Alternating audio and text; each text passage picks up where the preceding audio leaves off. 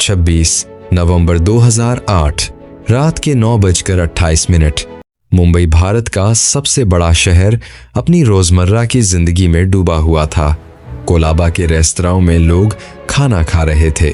Chhatrapati Shivaji terminus पर यात्री अपनी ट्रेनों का इंतजार कर रहे थे और अरब सागर के किनारे बने उस शानदार होटल में, जिसे दुनिया ताजमहल पैलेस के नाम से जानती है, सैकड़ों मेहमान अपनी शामें गुजार रहे थे।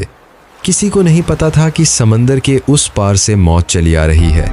10 युवक पाकिस्तान से आए, लश्कर ए तैयबा के प्रशिक्षित आतंकवादी।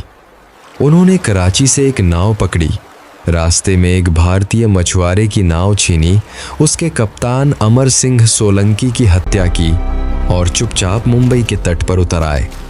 उनके बैग में आक 47 राइफलें थीं, हथगोले थे और एक मिशन था ज्यादा से ज्यादा लोगों को मारना। वो 10 लोग 10 अलग अलग दिशाओं में बिखर गए। CST स्टेशन पर गोलियां चली, कामा अस्पताल पर हमला हुआ, नरीमन हाउस में यहूदी परिवारों को बंधक बनाया गया, लियोपोल्ड कैफे में बैठे निर्दोष लोग मारे गए और उसी रात के करीब 9:30 बजे 2 आतंकवादी ताज होटल में घुस गए। उनके नाम थे अबू अली और शोएब। ताज होटल सिर्फ एक इमारत नहीं थी, वो 1903 में जमशेद जी टाटा ने बनवाया था, एक ऐसा होटल जो भारत की शान का प्रतीक था।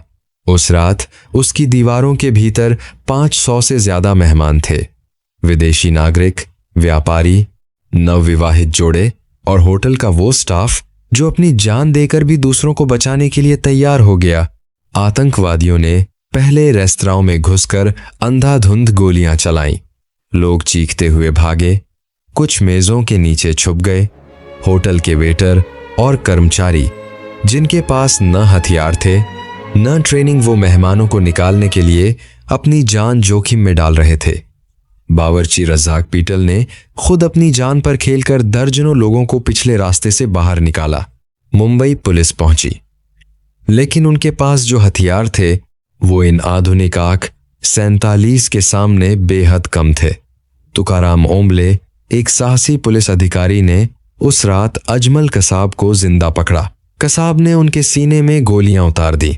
ओम्बले गिरते गिरते भी कसाब की राइफल को थामे रहे ताकि वो भाग न सके। उनके बलिदान ने दुनिया को वो सबूत दिया जिसने पाकिस्तान का असली चेहरा बेनकाब किया। लेकिन ताज में जंग अभी भी जारी थी। सेना आई, NSG कमांडो आए, वो काले कपड़ों में, चेहरे ढके हुए, दिल में एक ही संकल्प लेकर।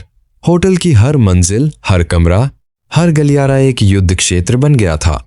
आतंकवादियों ने कमरों में आग लगा दी, ऐतिहासिक गुंबद धुएं में लिपट गया, लेकिन NSG एक एक कदम आगे बढ़ता रहा।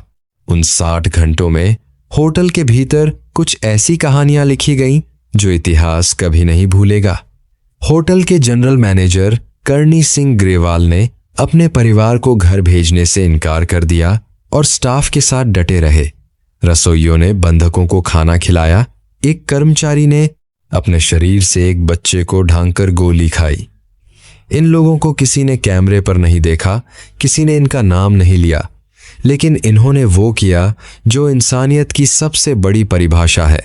29 नवंबर 2008 की सुबह करीब 8 बजे आखिरी गोली चली, आखिरी आतंकवादी मारा गया। ताज होटल से तिरंगा लहराया। 60 घंटे, 166 निर्दोष लोगों की जानें, 300 से ज्यादा घायल, और एक शहर जो टूटा नहीं।